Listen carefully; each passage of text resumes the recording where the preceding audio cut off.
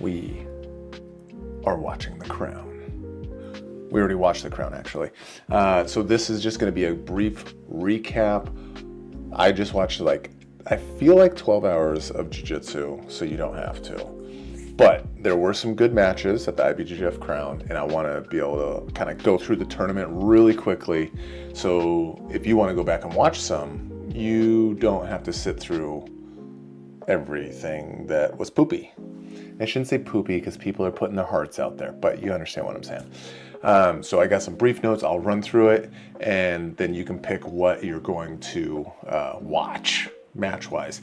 But just a brief overview, just a couple notes that I made. IBJJF. Now, I think this is an IBJJF issue and not a flow issue. But there's zero energy. Zero.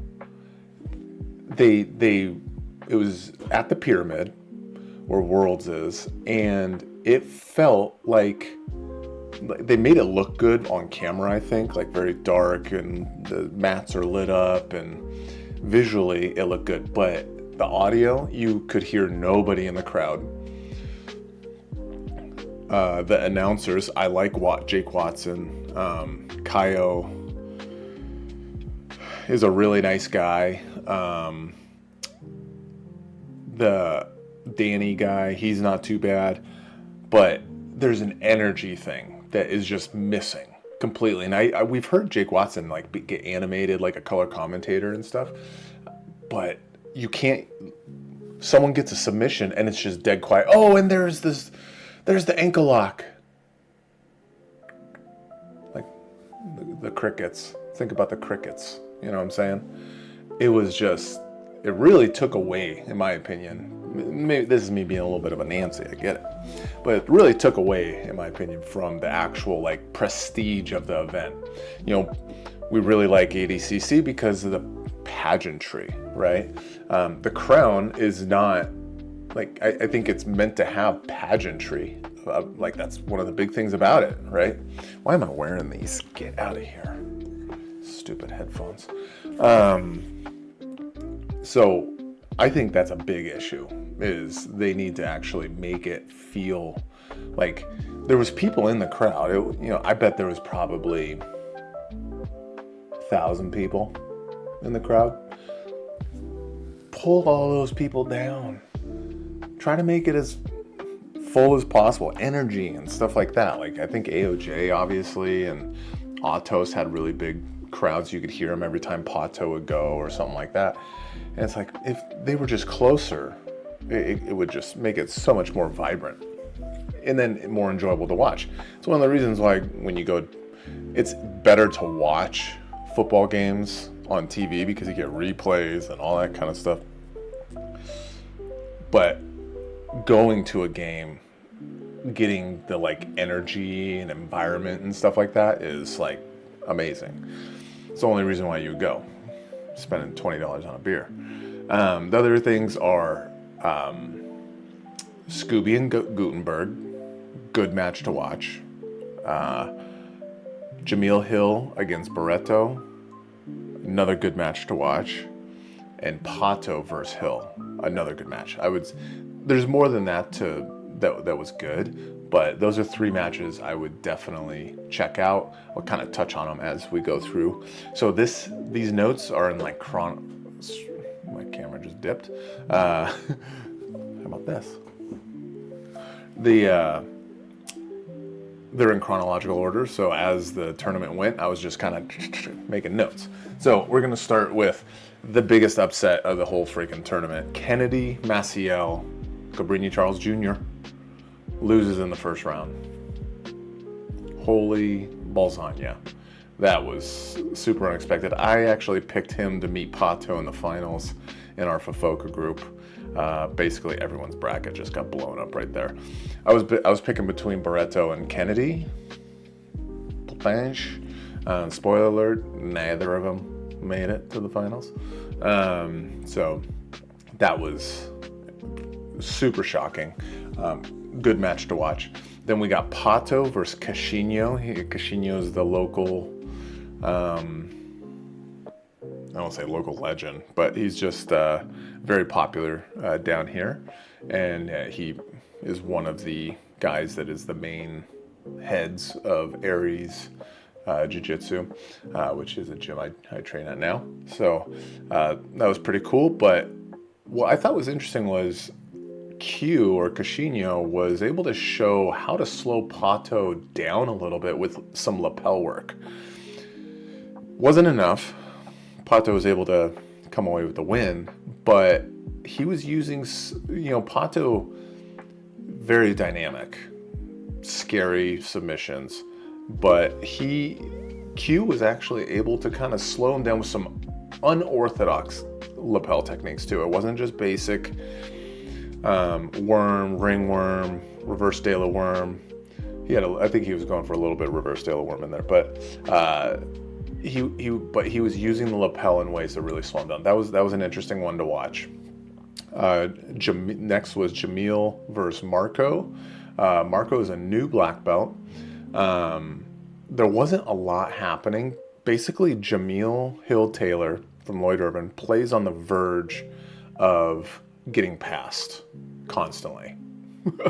But then he's also on the verge of sweeping you at all times. So there's this odd mix where you think he's about to get passed, and then out of nowhere he hits you with a sweep. It was a very close ref decision. Not the most exciting match, but pretty interesting to see kind of that style of game. Then we go into Brianna St. Marie. Holy cannoli macaroni. She looked like an absolute terror. Like someone I would never want to roll with in my entire life. Her pressure, this match, the first round match with Brianna St. Marie, is a masterclass on pinning. When she pinned this gal, sure, maybe she regained half guard or something like that. Didn't matter. BSM was pinning her the whole way and just passed again.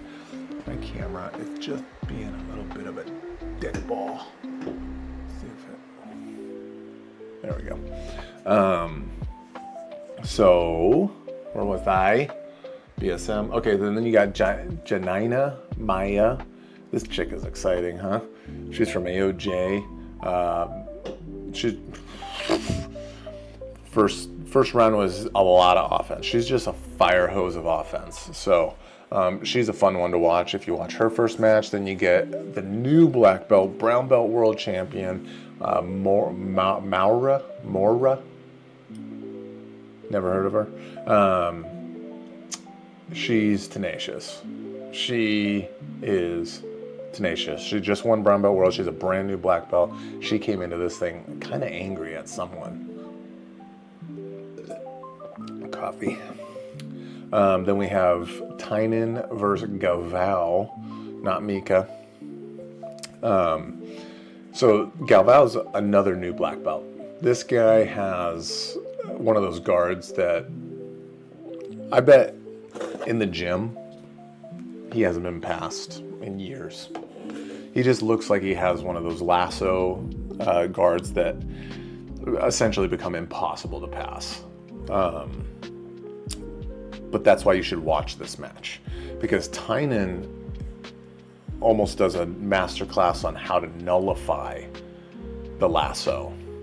Another thing, he has a really nice toe hold. Tynan does from single leg X. I don't believe he finishes it, but how he gets into it with a one-hand toe hold, chef's kiss, absolutely beautiful. I recommend watching that match as well, especially if you're dealing with a lot of lasso players. How Tynan nullifies that, and the guy can't get any offense off. Tynan struggles to actually get past it, but he's not losing, if that makes sense. Excuse me. Then we got Andy Murasaki versus Jaime Canuto. This is a cool one because I think this is a great example of the gap. What do I mean? Murasaki is top of the food chain in the adult black belt division. If it wasn't for Tynan, the guy would be a multiple time world champion. most likely. Jaime Canuto is the Master 2 black belt champion. He basically destroys everybody at Masters. So this was an interesting match because you get to see what a Master 2 elite guy against an adult level elite guy is. And a couple things. It shows that one, Master 2, top level Master 2 guys are pretty fucking legit. He's going toe to toe with Murasaki for a bit. But at the same time, by the end of it, you're like, oh, there's age groups for a reason. Because Murasaki, over the match, was just smushing. It got to a point where you could see Murasaki was really kind of dictating everything. And points out to why we have age groups. Gosh, this camera's going to be a butthole. Sorry, guys. Let me just see if I can prop it up. So, yeah, that's what I got out of that match. Next, we have Gustavo Batista. This dude decided to come to the gym and run up a football score on someone. Like, the disrespect this guy just applied. This man has a family. He put a 33-0 score on, I don't remember who it was, but he's a grown man. So, damn, that stinks. Then we got Warzinski versus Spirinelli, I can't remember. Ward looks absolutely miserable to roll with. Like, I mean, the amount of pressure this guy puts on you, he just makes you wilt. He literally will make you want to get subbed. Like, okay, I'm done. Hey, submit me. Pass. Choke me. Do mean things to my body, except for slowly pass. I mean, it was just nasty. So that's a good one to watch if you're a pressure pass sycophant. Then you got Orlando versus Merlin, which was a nasty triangle. This dude was put in a triangle for at least a couple minutes and it looked deep. But armchair quarterback, these guys would absolutely ragdoll me. I'm not saying otherwise. But from the outside, what I see is he had him, Orlando had him in a triangle and his boots were very lazy. He did not have hard-ass boots on that triangle. I don't know if I can do it. I'm going to try, though. You know me. If I can get my legs up in there. Boots. Where's the camera? There it is. Right? Like that. Hard boots. See how they're like, I'm like really like putting it on there? He was this. He had these lazy kind of things. Not boots. Ooh. So, everything kind of starts to fall apart when you don't have these boots on that are activating all the muscles, okay? Hamstrings, quads, adductors, all that. You're losing tension. There's really no reason that guy shouldn't have got tapped. And I think that could have been one of the major reasons was he didn't have good boots on. Now, he also kept going for an arm lock. Good option. I love that. I love going for two subs at the same time. That's what I teach, is if you can, you should always try to apply two submissions at once. That's the whole Danaher thing. Put him in a dilemma. The worst Danaher impression ever. I get it. So, what I find, instead of just going for this straight arm lock that he was doing, he almost did it, I think, once or twice, but he had the arm across the neck. So he had the ability to like get this kind of position here where the guy's in it, it's almost like a perfect triangle. The arm's literally going across. But what I find is pin that elbow into your hip and go more Americana style rather than straight arm lock. He kept going for like a straight arm bar while having him in a triangle instead of pinning the elbow, pushing the fist up more towards the face, and then Americana. Great example, Gordon Ryan versus Kyle Bame. And I think it was Who's Number One, when Gordon supposedly broke his arm. But that's a perfect example. Much better breaking pressure. The amount of distance that you have to kind of travel with your hips and their hand is less than the straight arm bar, right? The straight arm bar also is just going to dislocate typically at the elbow unless it somehow snaps at the forearm like Tim Sylvia. But with the Americana, it's going to break that shit off. So just something to look out with that if you like kind of diagnosing submissions. That's just my opinion of why he wasn't able to finish that. Ryder Zucchi versus Patrick Gaudio. I almost fast forwarded through this whole damn thing because I was expecting Gaudio just to be Stall City, which he kind of was. Ends in a double DQ with 2 minutes left, which I was a little surprised that IBJJF would do that, but they were trying to be way more proactive on their stall calls. And what I've noticed is IBJJF is using the Grand Prix as a stepping stone or a launch pad for a lot of rule changes. They did that with the 50-50 lapel time rule change. They did it with something else, and then now they're doing it with their stall calls. So encouraged that there's going to be more active stall calls. That's kind of what I get out of it. Then we got Gabby Pisagna doing Gabby things. She's just a freaking terror. Then we got Nachieli De Jesus with a really creative choke. Really cool. I don't even remember what it was, but it was pretty sweet. So if you like finishes, check that out. Melissa Stricker on the next match. Holy monkey, she's built like Mika Gabel. Like, holy cannoli, dude. She fought Lemos, which looks like, my note says she looks like Daryl's sister. Any Office fans? So if you remember in The Office, Toby tries to catch Daryl faking an L&I claim, and he goes by Daryl's house. Daryl is the warehouse manager. And he goes to his house, and him and Dwight think that they see Daryl lifting boxes in a football jersey. And he yells out there and he yells at him, "Hey, you lying sack of shit."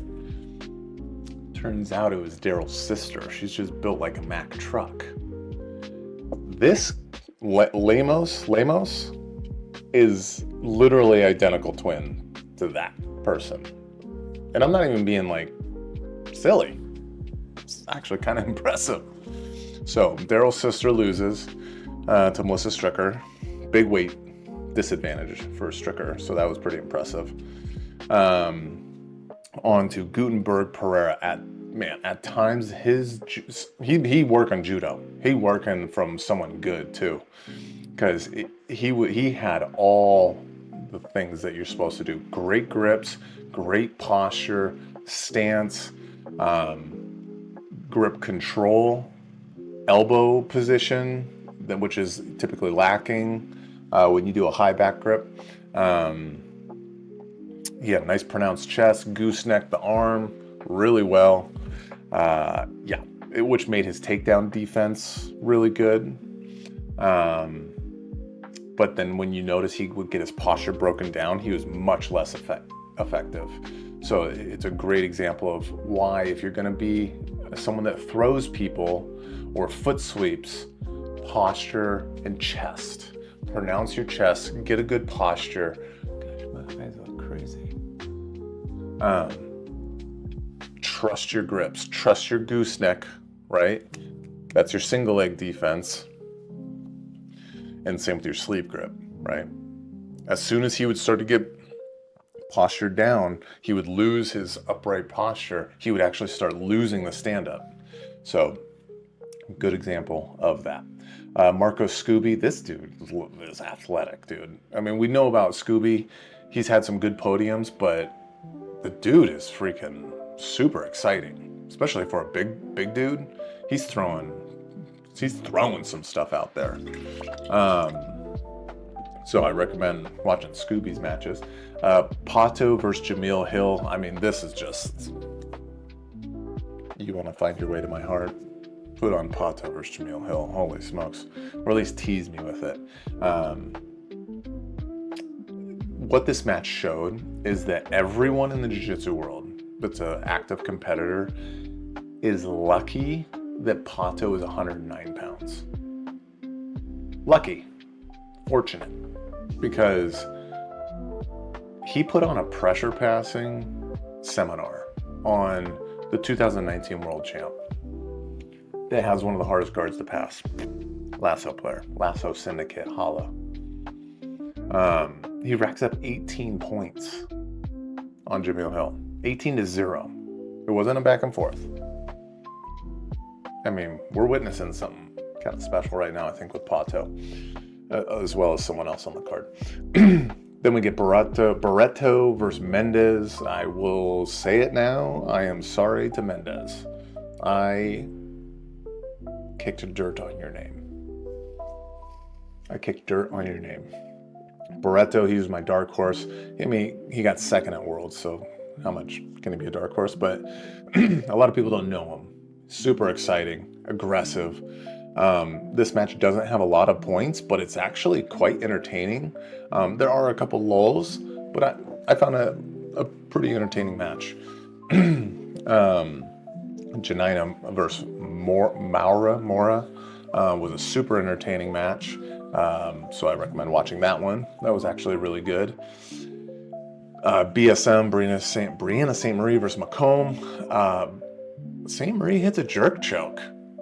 Or McGreedy, I've heard it called.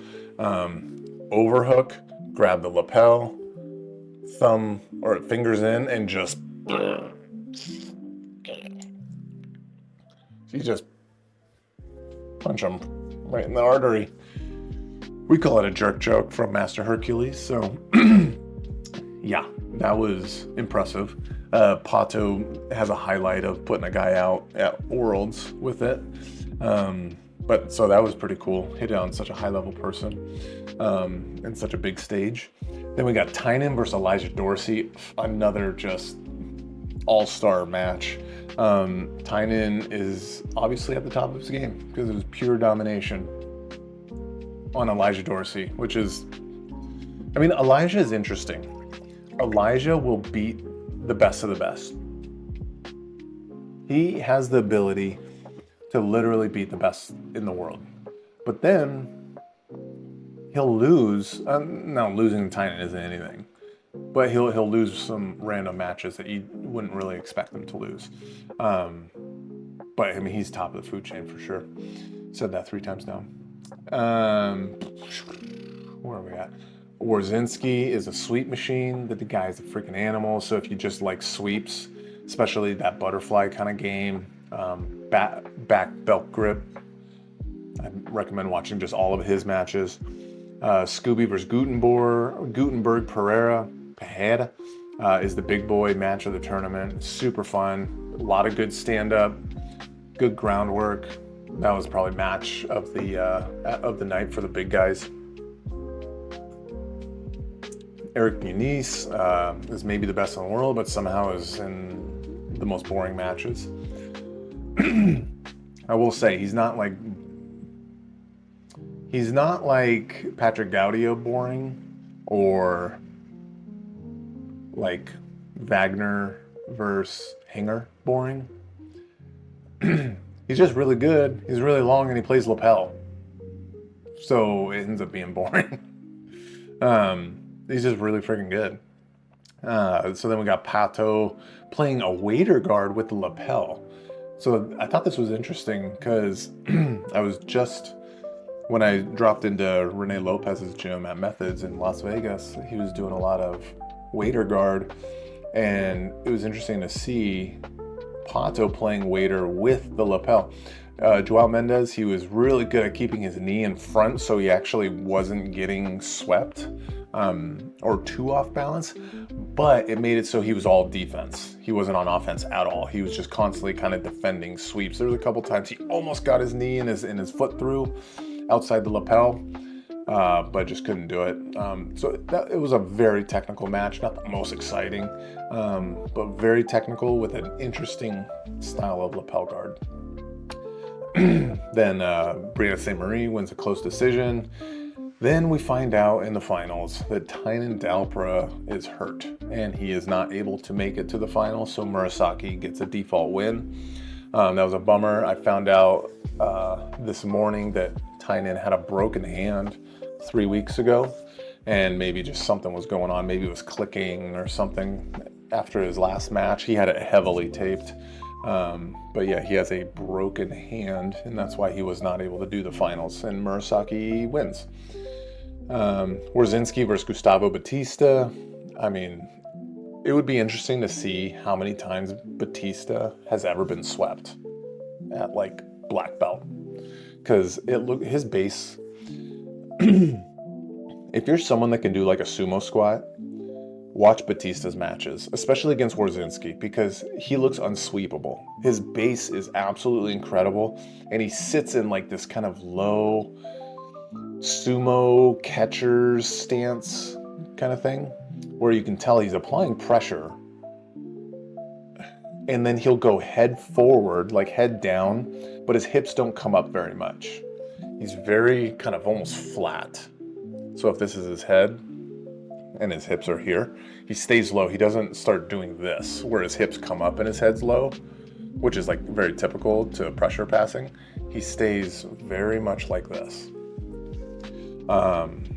It is a slow match, but very technical. I really enjoyed it, actually, with the balancing and off balancing that Warzinski was trying to do to Gustavo. You end up getting, spoiler alert, Warzinski wins the final, and he ends up winning the crown, 40 G's, I believe. Then we go on to Gabby Pisagna, which I haven't mentioned her too much. She goes against Stricker, pure dominant. I mean, we're literally watching the best female jiu-jitsu practitioner, maybe ever. Putting it out. She's 23 years old. She hasn't lost, or I think she's lost two times in like 5 years. That's going into colored belts, because she hasn't been a black belt for 5 years. And then she's double golding everything. She's grand slammed. She submits damn near everybody. She has a 73% submission rate.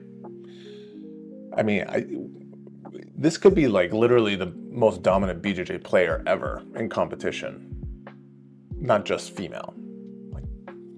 Now I get bigger pool of males, that whole dynamic. I get that.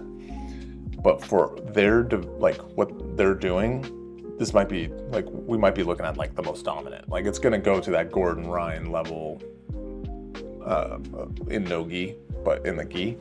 That Hodger Gracie, she's already starting to get into that conversation of dominance. So really cool to watch. Anytime she competes, I'm gonna watch. And then Eric Muniz for Scooby, pretty entertaining. Muniz gets an interesting sub, if I remember right. Not the highest pace match. That's the Muniz thing. He's going to lull you into it, and he's going to wrap you up, and he's going to kill you, which is what it is. So that's my brief overview of The Crown. I'm trying to keep this short so people can just know what to watch, what not to watch, where to skip through. So if you like this sort of thing, like as a more brief, quick review rather than like a deep dive, let me know, and I can do these on more events. With that, we got another episode coming out with Dr. Chris. Like and subscribe. See you later, y'all.